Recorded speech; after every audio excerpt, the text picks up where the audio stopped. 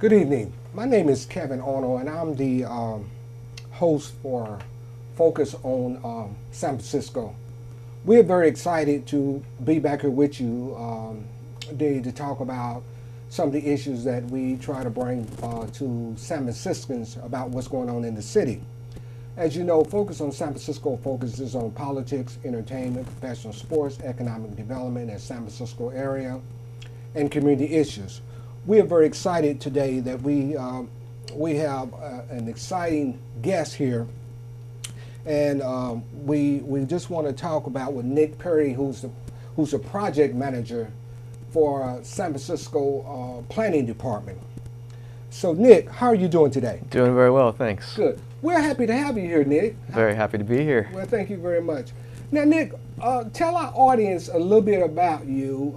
How did you get involved in urban planning? Sure. I'm a Bay Area native. I grew up actually down in Mountain View. Okay. Family's a long time, lived there for generations. They saw a lot of change, saw the area go from, orchards to Silicon Valley, and I was always curious about how cities change and evolve. And San Francisco has always been my city, being a Bay Area guy.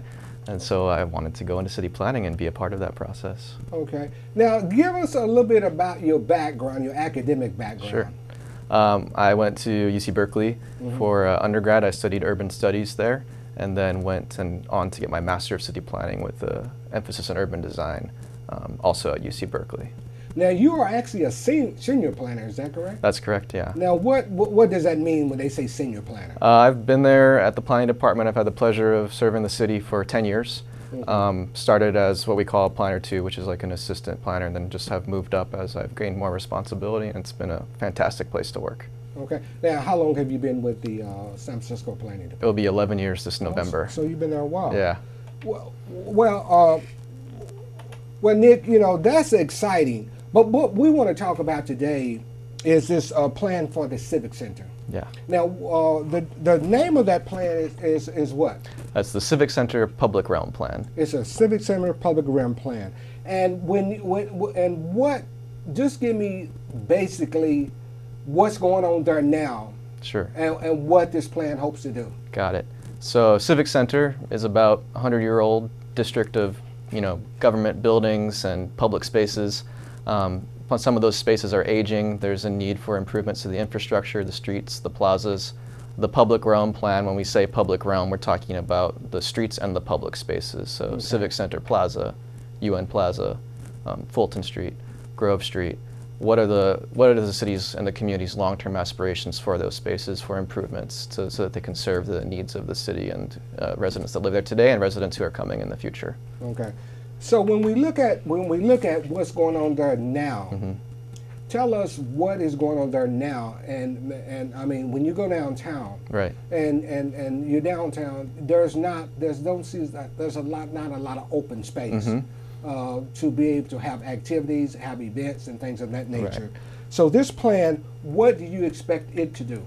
Well, Civic Center serves a really unique role in San Francisco. It's our main civic gathering space. It's where we all come together for protests like the Women's March, for Pride, celebration for when the Giants and the Warriors win championships. But it's also a really important neighborhood open space. It's a place where the Tenderloin and Soma and Hayes Valley, it's one of the main parks in that area. So it has to serve both the day-to-day needs of local residents and also the needs of people when we have major gatherings. Today, it does a pretty good job when we have a big gathering. We have thousands of people there. It has a lot of flexible space. But it could do that even better. And then from a day-to-day basis, there's just not a lot of invitation to stay, to relax, to enjoy. One of the things that's changed recently is the opening of the new Helen Diller Civic Center playgrounds on Civic Center Plaza. Okay. And those new playgrounds, due to a generous donation from the Helen Diller Foundation, have really started to help bring more activity in life. You can hear kids laughing and playing there. The public realm plan is trying to build off of that success and look at how can we change and improve all the spaces from City Hall to Market Street and make them a place that everyone's proud of, that serve the needs of the local residents, but also allow us to still come together for our major gatherings. So what can we do to improve the quality of the materials, the amenities that are there, the uses that are there, like, are there other amenities in addition to playgrounds that would give people more of an invitation to just stay and enjoy and relax and enjoy this beautiful historic district that we have? Okay. Now, one of the things I want to do, Nick, is I want to talk about the options of this plan. Sure. So what I want to do is I want to pull it up, and I just want you to go and just describe it to me. What we're looking at. Now, this is a city sanctuary. Right. Tell us a little bit about what this is about. Sure. So let me step back. Right now, we've been working on this plan for about a year and working with the community to hear what their needs are, doing a lot of outreach to the local neighborhoods through workshops and focus groups and surveys. And so what the three options that we're going to show folks today, they're based on that input so far. And so they're meant to show a range of potential options for how we might improve these spaces over the next 10 or 20 years. Okay. And so there's three options right now. We're going to probably move, not probably, but we will move to a preferred concept plan. Okay. And these are concept plans Okay. by the end of the year. But right now we have these three options. We're asking people to tell us what they like and dislike about each option so that can help us consolidate them into one preferred option. Okay. So let's talk about the options. I want to pull them up, and I want you just to go through each options and just tell us a little bit about them. So let's pull up the first option. Great. This is the Civic Sanctuary. Tell us about that. Sure. So the Civic Sanctuary option, I'll first mention these were developed by our consultant team led by CMG Landscape Architecture, which is a local landscape architect firm that won the RFP to work on this project with the city. The Civic Sanctuary option is it's a slightly more formal option. You see like rows of trees that define Civic Center Plaza. You see kind of squares and rectangles that are very formal, kind of keeping with the historic neoclassical architecture of the district. One of the main differences between this option and the other options is that on Fulton Street, between the Asian Art Museum and the library, that's currently basically a parking lot with the Pioneer Monument in the center. This option looks at turning that street into a new neighborhood serving park and having two large areas of lawn that can be used for all types of activities, from like sitting out on a chair to playing soccer, kicking a ball around, throwing a frisbee. So making that space more flexible and usable. And that's been a goal of the city for a long time that hasn't been implemented, is to turn that block of Fulton into more of a park that then connects United Nations Plaza with Civic Center Plaza. So for this option, you see the grass there, and the other options, you'll see a different take on that. Okay, so let's look at the next option. Sure. I'm having some problems pulling up these options. Let me come back to you. Okay, so tell us about the second option. Second option. The other two options, they both look at Fulton Street and turning it into a public space, but it's more of a plaza, so paved with a hardscape. Okay. For Civic Center Plaza, they take different approaches to how the space is laid out. So one option has a gathering space that's more in the very center of the plaza, and the other option has a space that builds off of the steps of City Hall. Okay. It's kind of hard to describe them until we can find the images, but okay. And let's talk briefly about the third option. Sure. Okay. The third option, there's Civic Sanctuary, there's an option called Culture Connector, and there's an option called Public Platform. So we have the Civic Sanctuary option up right now on the TV. The Public Platform option emphasizes more spaces for gathering. So there's defined areas that would have stages and places where you could have both a small gathering or a large gathering of people. And it kind of really emphasizes that. I should note that all three options really emphasize having public gathering in the spaces. So now we got Culture Connector up. I'll talk about that one. Okay, yeah, I'm sorry about that. Let's go back to Culture Connector and talk about that one. So Culture Connector, one of the cool or interesting features in this one is it's a step back. It's looking at ways of expressing San Francisco's culture and diversity in the public space. And so if you look at if you zoom in, when you go onto our website, which we'll share with everyone later, and you look at the details of this plan, you'll see things like a sculpture garden or a history timeline, things that can kind of help. There's so much rich history in Civic Center, and there's so much beautiful and diverse culture that exists around this part of San Francisco, letting that manifest itself in the design of the public spaces. And then another feature in this option is the idea that in front of City Hall, in the past, going back to when it was first built in 1912, there was fountains there. And then in the 60s, there was a fountain there. We've removed the fountains due to a variety of issues, but this option looks at bringing a fountain back, And but rather than having it be a raised fountain that is more of a pool, this fountain would actually be only like, this thick. So it's more of like a reflecting surface that kids could play in. It's that little blue circle you see on the drawing. And when we have a major protest or gathering or celebration, all you have to do is drain that, and then it just looks like paved area. So it's flexible in that way. And all these options are trying to look at how can we create flexible features that can adapt from a day-to-day use to a more large civic gathering type of setup. Okay, and Nick, let's talk about the third option. All right. And that is going to be the framework organization. Is that correct? Keep going one more. There you go. Okay. Public platform. So we're going to talk about the public platform. Right. So that is that's the third option. That's the third option. Okay. So why don't you tell us a little bit about that one? Sure. So public platform has a big gathering space right in the center, Civic Center Plaza. Okay. And then it has two lawn areas that slope up a little bit to kind of create a natural amphitheater that face that central gathering space. Okay. In Fulton Street, I'm just going to march down from City Hall to Market Street. Fulton Street has a large paved area, and there's a series of kiosks along Fulton Street that would allow for different local business, local business incubator spaces, where they could help, create reasons to be in that space and have a place to get a bite to eat, kind of a complement to the farmers market. And then United Nations Plaza for this option, which I didn't talk about too much in the other two options, but for United Nations Plaza, the public platform option looks at a new fountain where the existing fountain is. That's more of a modern interpretation of a fountain in that space. All three options for UN Plaza look at putting a building on top of the BART station entrance that kind of covers that big hole that's in the UN Plaza BART station entrance, and also could create a space for a kiosk or a cafe that helps activate the plaza. The other options for UN Plaza for the fountain that's there today. One option, this one, looks at a new fountain. Another option looks at restoring the current fountain. And then another option looks at turning the fountain more into a planted area that has landscaping built into it. So kind of a range of different ways of approaching that historic fountain that's there in UN Plaza today.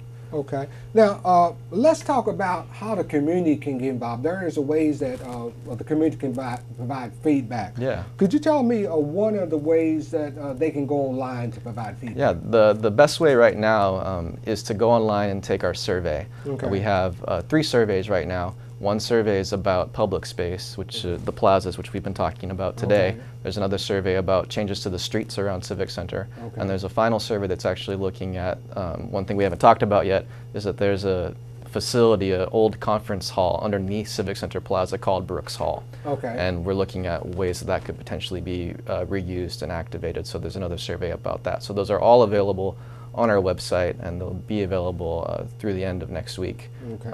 And we would love for anyone to take the survey. There's also a space where you can send me an email with your thoughts about the project, and we're taking all this input and helping us narrow these 3 options down into one preferred scheme. Okay. And let's give the audience the website that they can go to, Yeah. and it's www.civiccentersf.org/design/options. Right. And And is that the website that they can go to Yeah. do the survey? yeah, civiccentersf.org, and the survey you can easily find from the homepage too. Okay. Yeah. And I understand that you guys have some block parties coming up. That's right. there. And this is another way that the community can come out and have a little fun.